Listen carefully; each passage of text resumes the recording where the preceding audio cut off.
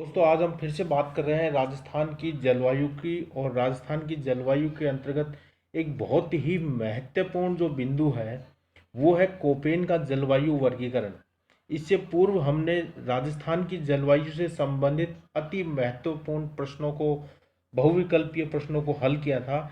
यदि आपने वो वीडियो नहीं देखा है तो चैनल की प्लेलिस्ट में जाएं और वो वीडियो देखें, ज़रूर आपके लिए बहुत महत्वपूर्ण साबित होगा। क्योंकि राजस्थान की जलवायु से संबंधित प्रश्न उन्हीं में से घुमा फिरा कर किसी न किसी एग्जाम में आए हुए हैं और आते भी रहेंगे।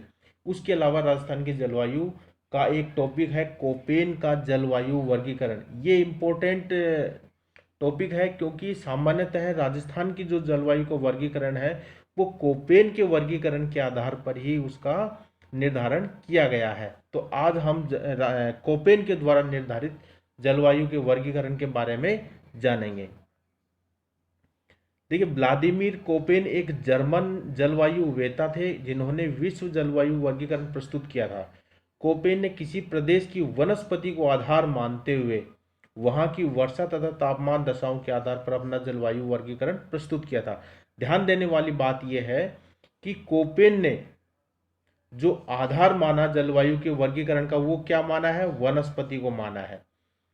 ठीक है, महिला पर्यवेक्षक 2015 में ये क्वेश्चन आया हुआ है कि कोपेन ने राजस्थान की जलवायु के वर्गीकरण का आधार क्या माना है? वनस्पति को माना है। इसके अलावा यहाँ की जो वर्षा और तापमान दशाओं को भी इन्होंने आधार माना है, लेकिन मुख्य आधार वनस्पति ही है।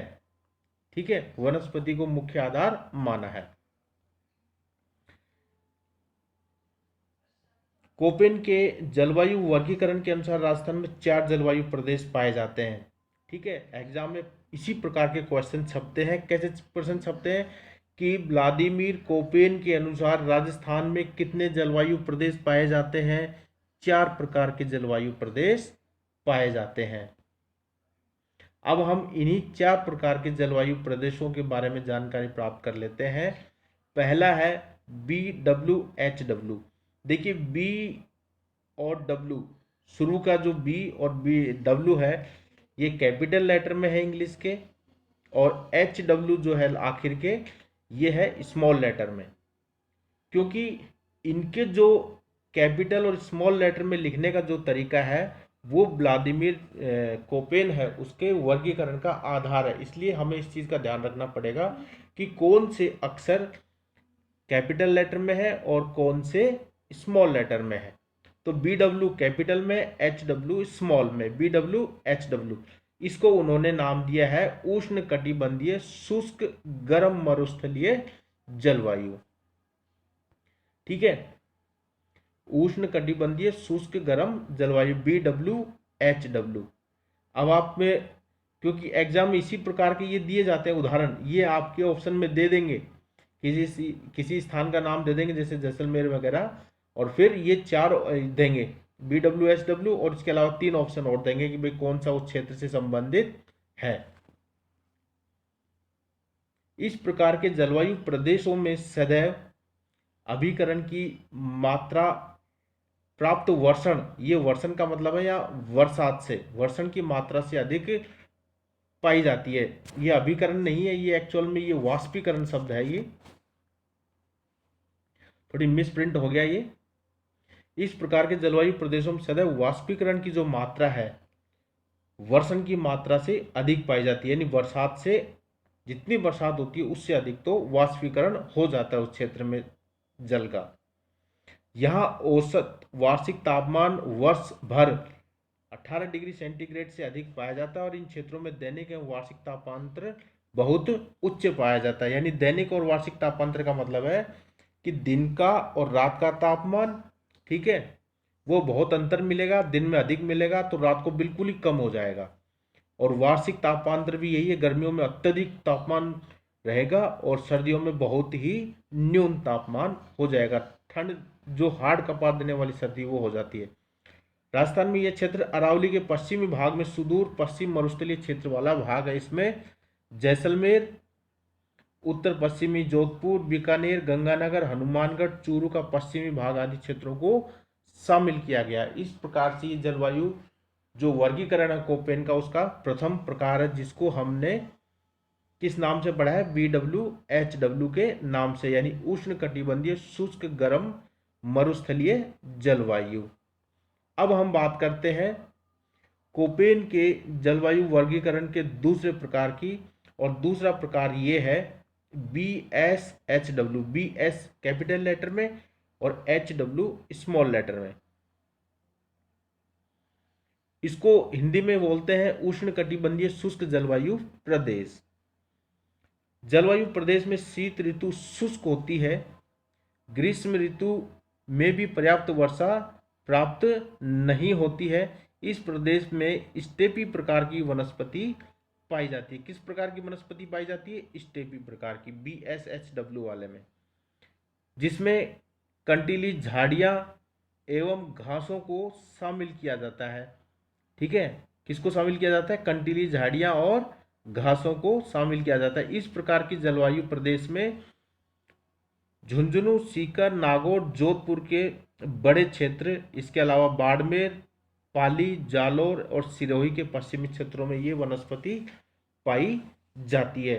तो ये हो गया कोपेन के वर्गीकरण का दूसरा आधार, BSHW। ठीक है, अब हम बात करते हैं कोपेन के अनुसार तीसरे प्रकार के वर्गीकरण की। AW एक कैपिटल में है और W है स्मॉल लेटर में। इसको नाम दिया है उष्ण कटिबंधीय आर्द्र जलवायु। इस प्रकार की जलवायु वाले क्षेत्रों में शीत ऋतु शुद्ध होती है, यानी अत्यधिक ठंड होती है। ग्रीष्म ऋतु में अत्यधिक वर्षा की प्राप्ति होती है। ग्रीष्म ऋतु में इन क्षेत्रों में 75 से लेकर 100 सेंटीमीटर के बीच वर्षा की प्राप्ति होती है। राजस्थान में इस प्रकार के जलवायु प्रदेश का जो विस्तार है दक्षिण दक्षिण पूर्वी भागों में पाया जाता है, जो कि समानता जो इसकी जो हाड़ौती जो पठार है ना, उसके आसपास का क्षेत्र है।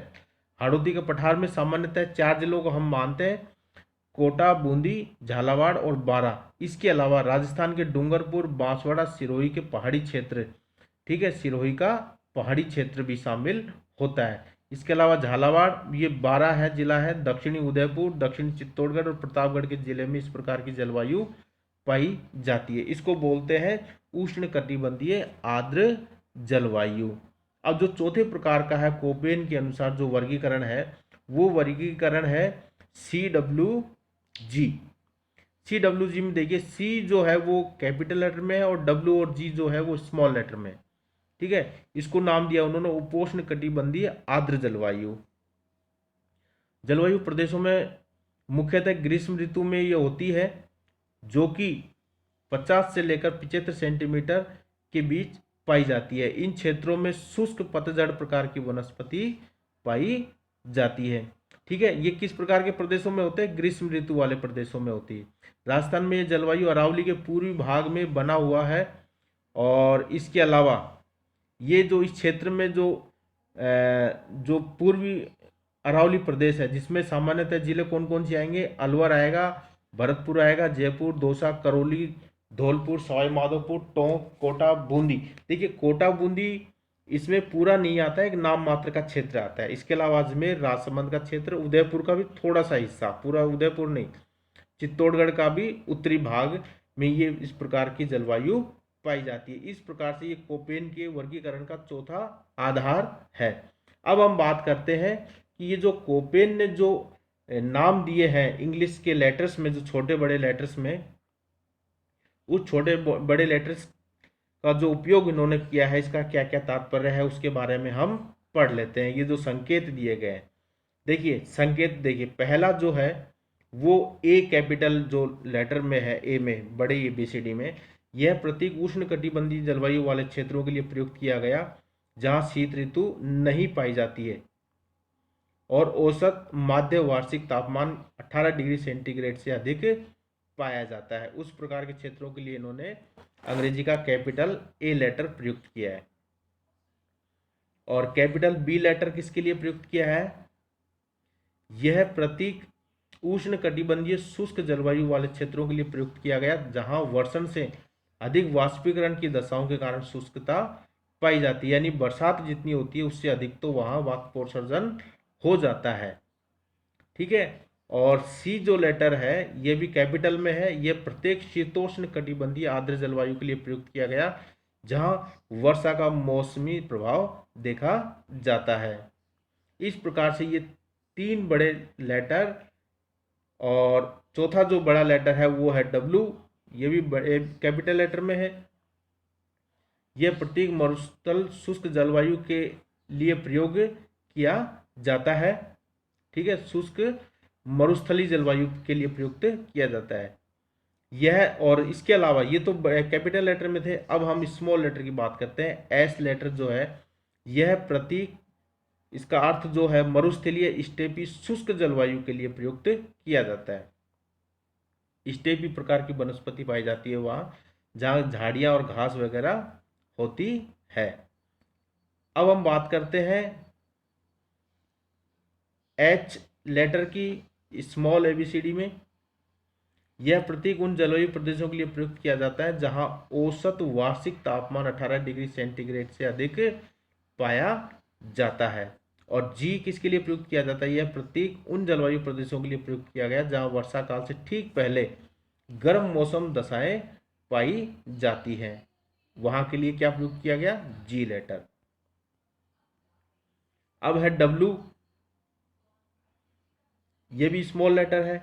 यह उन प्रदेशों के लिए प्रयुक्त किया गया जहां शीत ऋतु पाई जाती है तथा वर्षा की प्राप्ति प्रमुखतया ग्रीष्म ऋतु में होती है।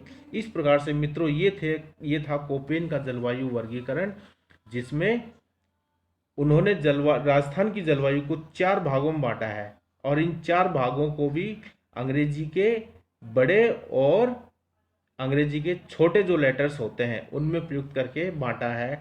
आप उन 4 भागों को अच्छी तरह देख लें और उन 4 भागों में जो अंग्रेजी शब्द प्रयुक्त किए गए हैं वो मैंने आपको उनका अर्थ बता दिया है, किस क्षेत्र के लिए उन्होंने बड़ा लेटर यूज किया है और किस क्षेत्र के लिए उन्होंने छोटा लेटर यूज किया है। इस प्रकार से आपके एग्जाम में प्रश्न आते रहते हैं।